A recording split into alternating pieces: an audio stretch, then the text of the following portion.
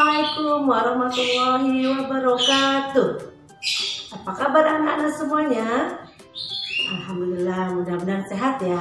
Begitu juga ibu, alhamdulillah di sini sehat. Alhamdulillah anak-anak, pada hari ini kita akan belajar tentang tema 6 atau 2F, subtema 2 ya, merawat hewan di sekitarku. Baik, biar tambah semangat belajarnya, kita tepuk semangat dulu yuk. Tepuk semangat. Semangat. Oke, terima kasih. Baik, sebelum kita belajar, kita berdoa dulu ya nak. Angkat kedua tangannya. Bismillahirrahmanirrahim. Rabbi zidni ilman warzuqni fahman. Ya Allah, tambahilah ilmuku dan pertinggilah kecerdasanku. Amin. Baik anak-anak, pada subtema 2 ya, merawat hewan di sekitarku. Ya, di buku kalian halaman 28. Tentunya kalian ada yang mempunyai hewan peliharaan ya. Mungkin ada yang mempunyai hewan peliharaan kucing, apalagi ya mungkin burung, apalagi ayam, ya mungkin ikan juga, kelinci, banyak kan ya. Ya, kalau kita merawat hewan peliharaan, kita harus merawatnya dengan baik ya. Salah satunya kita beri makan atau minum ya, kita mandikan agar badannya bersih, lalu apalagi ya, kandangnya kita bersihkan, kita jaga, kita rawat dengan baik. Mungkin kita bisa bermain-main dengan hewan peliharaan kita. Kalau kita jaga, kita rawat dengan baik, tentunya hewan peliharaan kita akan badannya bersih, sehat ya, lincah ya. Mudah-mudahan kalian juga melakukan seperti itu ya, dirawat dengan baik hewan peliharaannya. Oke, di sini papan tulis Bu Nurma akan menjelaskan tentang penggunaan huruf kapital dan tanda baca titik. Ya, huruf kapital, tahu anak-anak huruf kapital? Ya, sama juga dengan huruf besar. Oke, penggunaan huruf kapital itu di mana saja ya? Yang pertama, di awal kalimat. Oke, contoh, kucing adalah salah satu jenis hewan peliharaan. Nah, diakhiri dengan tanda titik. Ya, kurang jelas. Oke, kucing Kak, karena di awal kalimat K-nya harus kapital ya. Ini benar garis bawahi, K-nya harus kapital karena di awal kalimat. Baik, yang kedua, huruf kapital itu digunakan nama hari. Contoh, hari Minggu kemarin Nina memandikan kucingnya. Ya, ingat akhiri tanda titik juga. Minggu itu nama hari ya. M di sini berarti M-nya harus kapital. Lalu yang ketiga, nama orang. Contoh, Adi ingin membantu Nina memandikan kucing. Adi A-nya harus kapital. Nama orang Nina, M-nya harus kapital karena nama orang. Lalu yang keempat, nama bulan. Contoh, Nina akan pergi berlibur pada bulan Desember. Desember, D-nya harus kapital, harus huruf besar. Ya, karena nama bulan. Nah, sebenarnya ada lagi ya penggunaan huruf kapital, tapi di subtema 2 ini baru dijelaskan sampai 4 dulu ya nak. Baik, nah tanda baca titik digunakan untuk apa sih? Untuk mengakhiri kalimat. contoh, setiap hari Senin aku mengikuti upacara bendera di sekolah. Akhiri tanda titik. Nah, ini Ibu kalimatnya ya Ibu akhiri dengan tanda titik. Jadi kalian ketika membuat kalimat, jangan lupa diawali huruf kapital dan diakhiri tanda titik ya. Jadi tanda titik itu digunakan untuk mengakhiri kalimat. Baik anak-anak, selanjutnya kalian masih ingat tata tertib ya? Ya, apa itu tata tertib? Ya, tata tertib itu adalah aturan yang harus kita patuhi atau kita laksanakan ya. Di sini Bu Nurma akan memberikan tambahan contoh tata tertib di sekolah ya. Di subtema 1 sudah dijelaskan ya, kalau nggak salah ada 4 contoh tata tertib di sekolah ya. Di subtema 2 ini Bu Nurma akan tambahkan yang pertama, contoh tata tertib di sekolah. Yang pertama, mengerjakan tugas dengan baik ya. Jadi kalau diberikan tugas dengan guru diberikan tugas, kalian harus mengerjakannya dengan baik.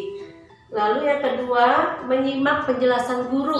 Nah, ketika kalian KBM berlangsung, kalian sebaiknya menyimak penjelasan guru dengan baik.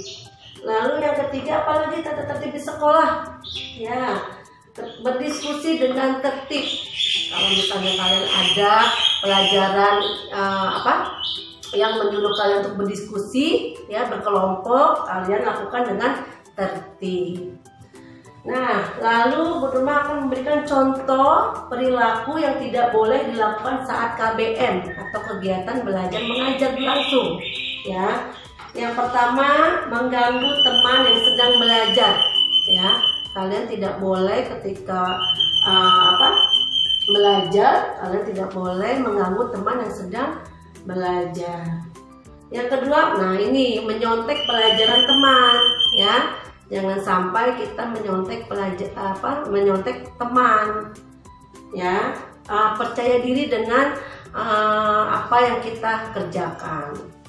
Belum tentu teman kita benar, ya, apa yang kita contek misalnya belum tentu teman kita benar. Jadi harus percaya diri. Yang ketiga, yang tidak boleh dilakukan mencoret-coret meja. Nah ini, ya, kalian tidak boleh mencoret-coret meja kalian, ya, fasilitas sekolah. Nah, yang keempat, mengobrol ketika pelajaran berlangsung. Ya, jadi ketika guru menjelaskan, kalian tidak boleh asik dengan dengan teman sebangku misalnya ngobrol. Jadi kalian tidak mendengarkan dengan baik penjelasan guru. Ya, ini yang tidak boleh kalian lakukan ya. Nah, semoga kalian belajarnya dengan baik dan dengan tertib. Nah, baik. Untuk selanjutnya di buku kalian ya, halaman 41 ya, halaman 41. Kalian masih ingat ya nak ya tentang jenis-jenis timbangan ya? Ada apa saja jenis timbangan? Banyak ya yang kalian ketahui ya.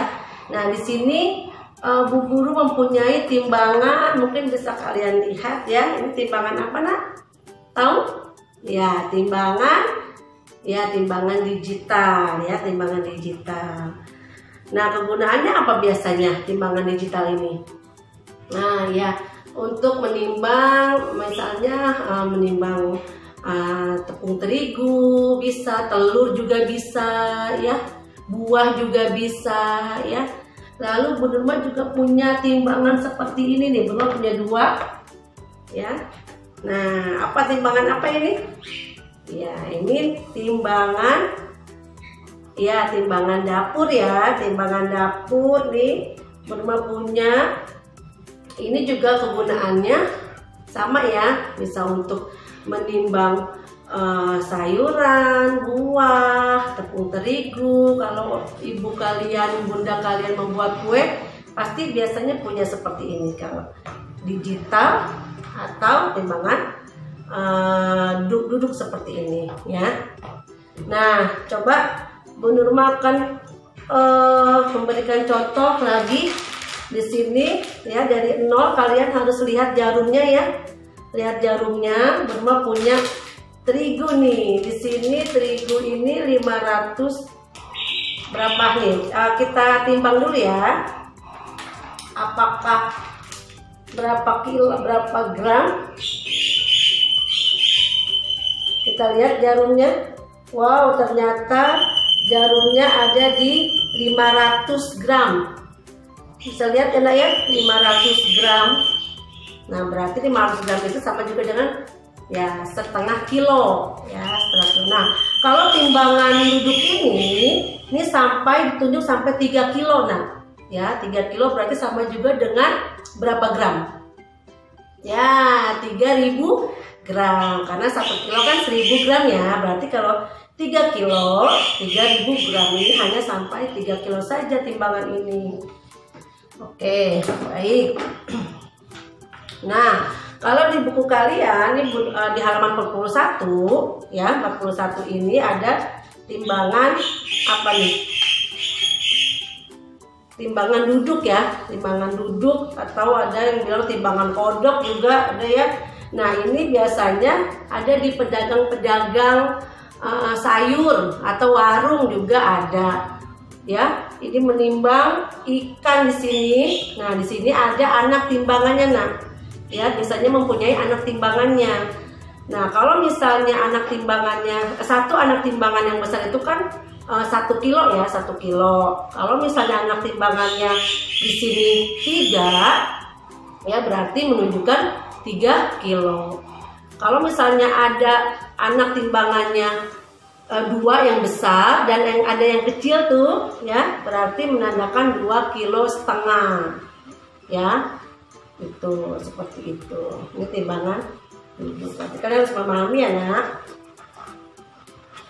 Nah, oke.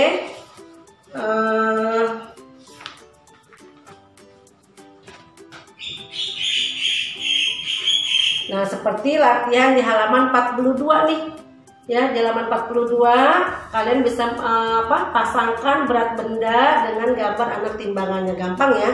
Jadi yang tadi Burma bilang, kalau 1 anak timbangan besar berarti menandakan 1 kilo. Kalau 2 berarti 2 kilo. Jadi kalian tinggal memasangkan saja. 3 kilo, berat sekantong beras 5 kilo.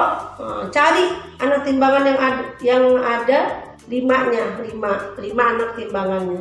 Nah, tinggal kalian garis ya. Gampang ya. Ya, mudah-mudahan apa yang Ibu jelaskan pada hari ini bisa kalian memahaminya dengan baik ya. Kalian bisa baca-baca kembali subtema 2 ya, nak ya. Kalau misalnya kalian masih belum paham, bisa tanyakan ke Bu Guru ya. Kita akhiri pelajaran hari ini dengan membaca hamdalah. Alhamdulillahirabbil alamin. Wabillahi taufiq wal hidayah. Wassalamualaikum warahmatullahi wabarakatuh.